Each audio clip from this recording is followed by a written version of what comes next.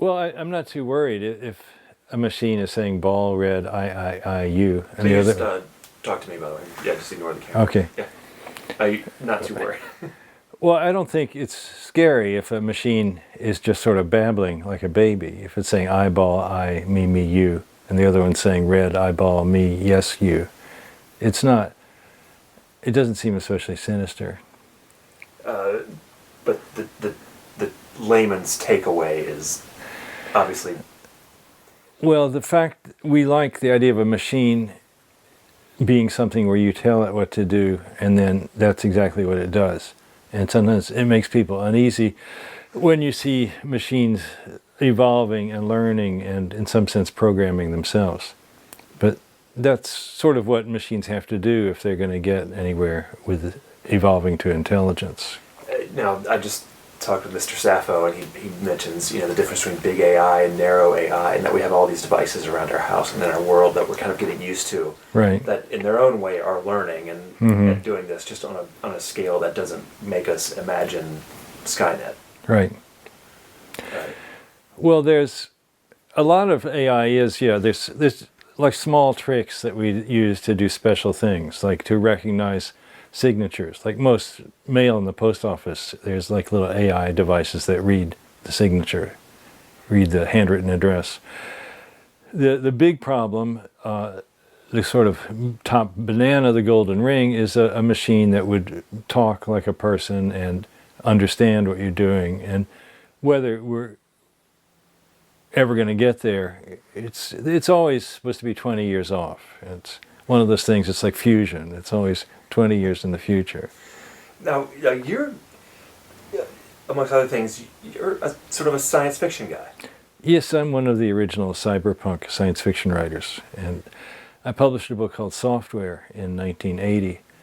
And at that time, that wasn't even a word that anybody knew, software. And I had just heard it in Scientific American. But the idea behind the book was that you might be able to extract someone's personality and then put it onto a robot, and the robot would behave like them. And at the time, nobody had used that idea. It took me a year to think about it. And now you see it in almost every TV show, practically. It's a very common idea. I don't know. What does it say about us that whenever artificial intelligence comes up, people, again, don't look at the small examples that are in front of us, but people sort of almost reflexively reach for science fiction and fictional tales to sort of imagine what this is going to look like? Well, science fiction, it sort of lets you step back from the world a few feet and kind of look at it a little bit from the outside. And it's also, my education was as a mathematician, and so in mathematics you get these axioms and you try to deduce things from them. And science fiction is a little bit like that, in that you set up this story and you have these sort of ideas that you think, what if we had this, what if we had this? And then you sort of let it cook in there in a story or in a novel, and you sort of see what grows out of that. And it sometimes takes a while to see what results from some ideas. That's why going at length and creating a narrative is a good way. Sometimes futurologists use that similar technique. They write scenarios, but with science fiction, though, we want it to be a little funkier. The first question I asked Sappho was, if last week Musk and Zuckerberg are having a public spat over what artificial intelligence does or doesn't mean for us, or if there's a degree of danger or something, and then this week we have this sort of reaction to this Facebook sort of anecdotal thing. I asked him, are we about getting to the point where this is going to become part of what goes on in our world? Is it coming at us like, the autonomous car kind of is, in a way? That's kind of amazing that we really are getting an autonomous car. And it's amazing that you carry in your pocket, a smartphone, and you have the global encyclopedia of all human knowledge, Wikipedia or Google search, it's all right there. And so these things do happen, and they sort of creep up on us. Now, whether we could get really intelligent things in the cloud, I don't think it's impossible. There's So I still have this idea there's going to be some sort of magic formula, some insight about how intelligence works, but I think it'll more that they'll just beat it to death with big data and, extreme computation, neural networks, all the buzzwords.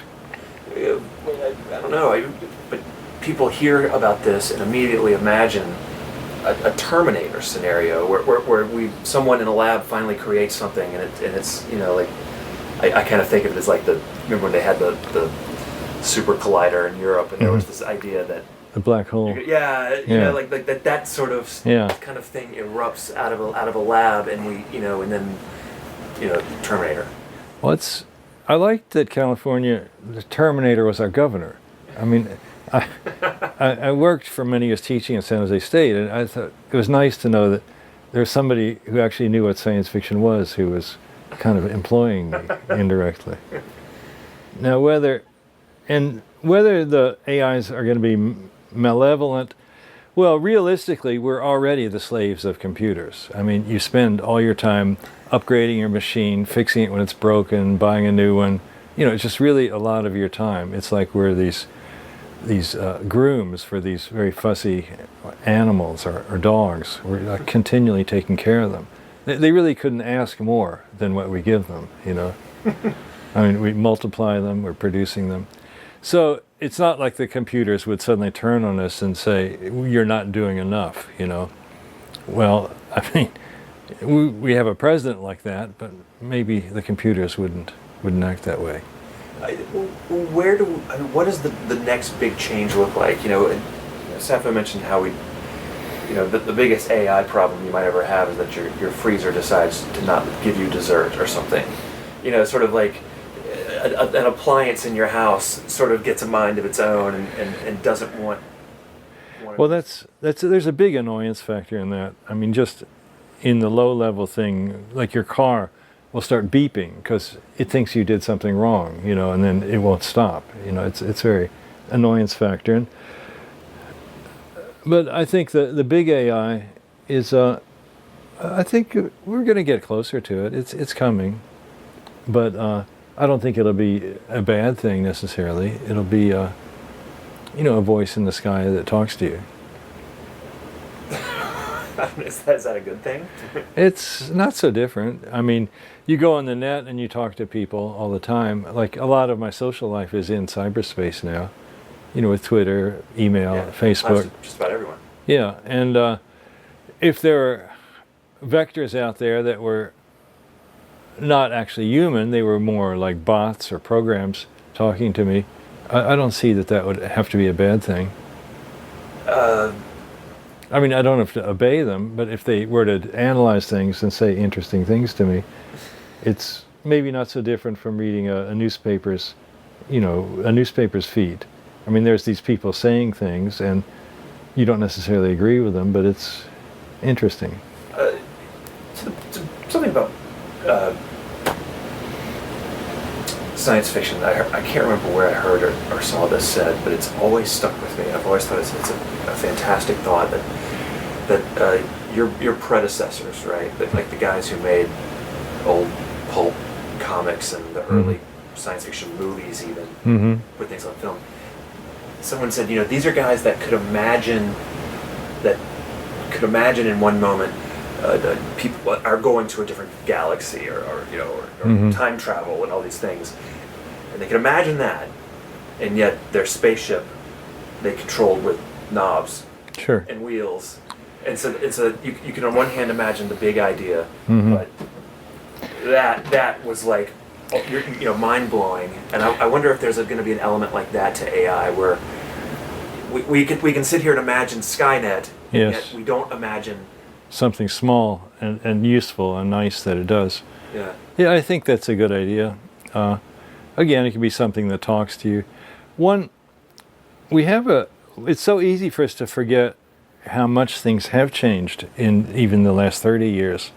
And then we try to extrapolate 30 years from now, and everything will be different again. We won't have the cell phones that we're poking all the time. There'll be some other kind of interface. I mean, that's where it would be nice to have AI, where it would be something that would talk to you. I mean, just that. which, the way you describe it, doesn't sound intrusive or threatening at all. It doesn't have to be. It's I don't know. I'm a computer scientist, so I'm not very scared of computers. It's more like you get a friendly contempt for them. They're not that great. They're just machines. And they're not going to be this magical, evil, dark power. It's not going to be as bad as people think. I mean, there are annoying things, but a lot of those annoying things are they're being sort of done by bureaucracies. Like or you get help from a store, and then 10 seconds later they send you an email wanting you to fill out a long form evaluating, how helpful their help was. It's just these obnoxious data mining things that people do to you. And that's not necessarily the fault of the computer programs. It's the uses that they're being put to. Another Sappho idea was in the narrow AI world, that you build something that learns, but you get unexpected results. And he said again, I guess to your point, that might be more of a nuisance for us than an existential threat. Well, there's different ways. If things do interesting things that you weren't expecting, that's a good thing. And again, there's this whole theory that it's actually impossible, even in theory, to write down a program that would act like your mind. It's sort of like you can't stand outside yourself. You can't stand on your own shoulders. We're not able to conceive of a program as smart as we are. The only way we can create one is to let it evolve. That's how we came into the world, millions of years of evolution. Now, the problem is we're trying to do these things in just 10 years, and it's not really going to happen. It's not really that practical. But if we get the web, if we get like a planet-sized computer, we're sort of linking everything together in the cloud, then maybe we can evolve something that's pretty decent in a realistic amount of time. I don't know. What do people get wrong about this? I mean, as someone who's thought about this, and from your sort of science fiction, like when you see these articles about that, what do you think people are missing? Well, they're missing that the chaos is good. That's what they don't get. They always think we want to have this robotic control of things and just things go exactly like we plan. And nothing in the world is like that. Life isn't like that. Art isn't like that. Things don't go according to a plan. And we need to accept that it's okay for computers to be evolving in weird ways and just dance with them, enjoy what they're doing. As opposed to having an irrational fear, you would say. That's right. I don't know. Anything else come to mind? Anything else that, when you talk with smart people, I'm sure, about stuff like this, what are smart people out there? I mean, let's take fucking Musk and Zuckerberg out of the equation for a second. What are smart people saying about this? And About AI? Yeah. I mean, how does it? Again, when I was in college, I didn't even have a cell phone. Right. I'm old enough to have gone through school where the internet was sort of an idea when I was in college. If you had told me about an iPhone my freshman year of college, it would have been science fiction. What is like that for us in 20 years? Okay, the far out thing that we haven't quite grasped yet is that any physical object can act like a computer. The thing is, they talk about quantum computation, and if you take a rock just like an octillion particles, and they're connected by forces like springs, and they're vibrating. And so clearly, something that complicated, it could do information processing. And we just haven't learned how to talk to the rock and have it talk back to us. And eventually we'll figure that out, and everything around us will be, in effect, alive. We won't have these crappy chips, it won't be using that anymore. Just all the matter in the world we can tune in on it. Unpack that for me a little bit. Well, there's a Greek word called hylozoism. And hylo is matter, and zo is like alive. So it was a belief that people held in the past, and then in the Industrial Revolution, people began thinking that machines are what's really important. And they got away from the idea that just any regular piece of matter is, in some sense, doing an immense amount of computation and is, in a sense, intelligent and alive. And that's the thing. There's all this stuff that we haven't gotten to yet. What is dark matter? What's under the quantum level?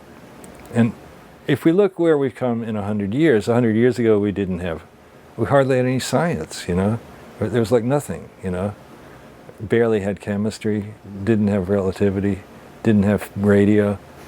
And then, so there's this huge continent that we don't know about, this iceberg under the water, of the fact that matter is inherently alive and intelligent.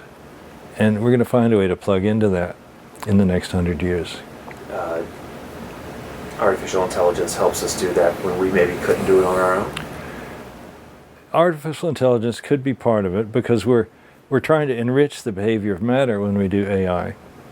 And again, I think the thing is when they switch to using quantum computation, then it'll start being more like us. Because our brains are they're not wires, they're not chips, they're this messy, wet stuff. And that's, when we're making computers out of that stuff, then we're going to be closer to making matter be alive and being able to talk to it. You gave us the singularity idea, and I guess that would be in that realm of the discussion where what we call our technology and us sort of, I don't know, the line disappears. Yes, that could be. There's a lot of things that could still happen. I mean, there could be some type of energy force that we don't know about. I mean, there's a lot of hope for the future. I mean, we're sort of on the cusp to these days. People, you have dystopia, a lot of dystopia, this feeling that we're screwed, things are only going to get worse. We've already discovered everything good, and we're not going to find anything good ever again. And we're just going to burn through what we've got, and then we're going to be on the floor.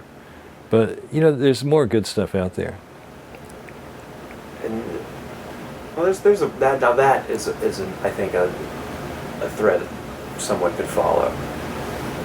That given whatever circumstances we see in the world today, we reflexively see a huge leap in technology as something threatening. Yes. Maybe if we were living in the Enlightenment, we would have thought differently or something. Well, the reason technology seems like threats is that often the people who are running things, the military, the business, the politicians, they have this tendency to use the technology against us. To milk, to control us, to get money out of us, to make us subservient and frightened. And it's not really inherently the technology that's doing that. The machines can be doing good things for us too. There's an interesting new novel by Cory Doctorow called Walk Away. And his whole trip in that book is to imagine a world where you're able to use matter assemblers and sort of like 3D printers. You can just print yourself a hamburger and, it doesn't cost anything. And what if we got rid of all this scarcity? We'd be in this post-scarcity world where things aren't scarce anymore and you can get everything you need. And then at that point, do you want the same bullies, to be pushing you around? And the 1%ers, they want to have they don't like it if everybody else can get stuff. So they're going to be picking on you anyway. And how can you get past that? Well, this is, I think, the most interesting idea I've run into today is our reaction to the notion of artificial intelligence advancing in some lab in Facebook is because we're, whether consciously or not, just suspicious of Facebook. Well, sure, they're 1%ers, the guys, and we don't like it when the 1%ers get some powerful tool and we don't know what they're going to do to us with it. Originally, though, that's still something great about the internet, that everybody has it. That it's still open. I mean, it sort of came out of nowhere. The government didn't really see it coming. The business didn't see it coming. And just suddenly everybody had it. There's no regulations. You don't need a license. You can post anything you want to. And that's still kind of untainted in a way. Yeah, it's pure. It's one of the most pleasant surprises of the 20th century, that it got out of the box. Despite all of our complaints about it. Yeah. When Pandora opens the box and all this bad crap comes out, but then there's this one beautiful butterfly or something that flies out, and that's the free internet. Yeah, interesting. Maybe we think of AI like that at some point. Like, wow, somehow this. Well, I mean, I don't know. It's going to probably take 1 trillion forms. Who's to say? But It could be something good. I don't see why not. I mean, generally, the problem with the world is lack of intelligence. It's not a surplus of intelligence. yeah, that's another way to think of it. Yeah. If it is intelligence, artificial, albeit. Yeah, I'll take it. Yeah.